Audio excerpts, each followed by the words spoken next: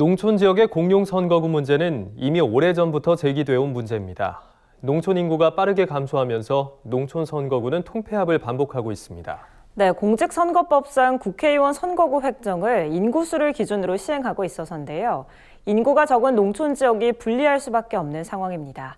이에 국회에서는 최근 선거구 획정 기준에 면적을 추가하자는 주장이 나왔습니다. 강창호 기자가 보도합니다. 국회의원 선거 때마다 농촌 선거구 문제는 우리나라의 고질병이 되고 있습니다. 총선 때마다 인구수를 기준으로 선거구를 획정하다 보니 농촌 선거구의 통폐합 또는 분열에 따른 논란이 잇따르는 겁니다. 현재 국회의원 선거구 획정 기준은 가장 인구가 많은 선거구의 인구수가 가장 인구가 적은 선거구 인구수의 2배를 넘지 못하도록 되어 있습니다. 하지만 농촌 인구가 빠르게 감소하면서 여러 지역을 합치지 않고서는 도시와 인구 편차를 맞추기 어려운 상황에 놓였습니다. 지난 21대 총선만 놓고 보더라도 농산어촌 지역에서 4개 이상의 시군을 합쳐서 만든 초대형 선거구가 15곳 배정됐습니다.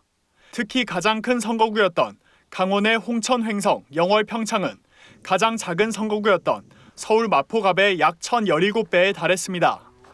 전남 순천시에선 해룡면만 다른 선거구에 편입되는 사례도 발생했습니다. 순천시 해룡면 주민들은 60km가량 떨어진 곡성군, 구례군과 같은 지역구에 배정된 겁니다. 농업계는 인구수 중심의 선거구 획정이 도농 격차를 더욱 확대하고 있다고 주장합니다. 농촌 지역 주민만의 문제를 넘어 지역 소멸이라는 국가 차원의 문제를 가속화하는 주범이라는 지적까지 나오고 있습니다. 인구수 중심의 선거구 확정에 따른 부작용을 비단 농촌 지역 주민만의 문제는 아니라고 보고 있습니다. 농촌 주민의 정치적 소외와 각종 정책 수혜 부재는 인구 이탈을 부추겨 지방 소멸을 앞당길 수 있다고 생각을 하고 있고요. 이에 국회에서 국회의원 선거구 문제를 해결하기 위한 방안이 나왔습니다. 소병철 더불어민주당 의원은 최근 공직선거법 개정안을 대표 발의했습니다. 개정안은 국회의원 선거구를 획정하는데 고려해야 할 요소로 면적을 추가했습니다. 그러며 국회의원 선거구 평균 면적의 3배를 초과하거나 3분의 1 미만인 선거구에 대해서는 상하 인구 편차의 15% 범위 내에서 예외를 둘 수 있도록 했습니다.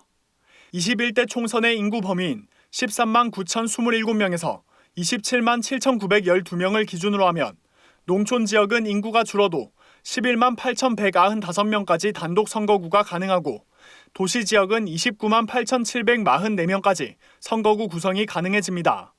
소병철 의원은 지속적인 인구 감소로 인한 농촌의 지역 대표성 소외 문제를 해소하기 위해 선거구 획정 제도를 개편하게 됐다고 설명했습니다.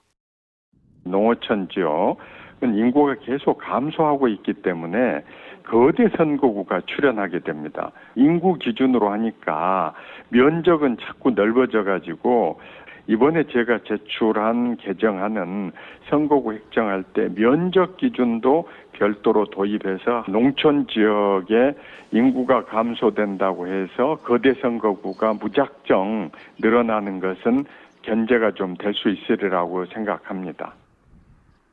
국회의원 선거마다 반복되는 농촌 지역 선거구 문제, 그 해법을 찾기 위한 정치권의 노력이 이어지고 있습니다. MBS 뉴스 강창호입니다.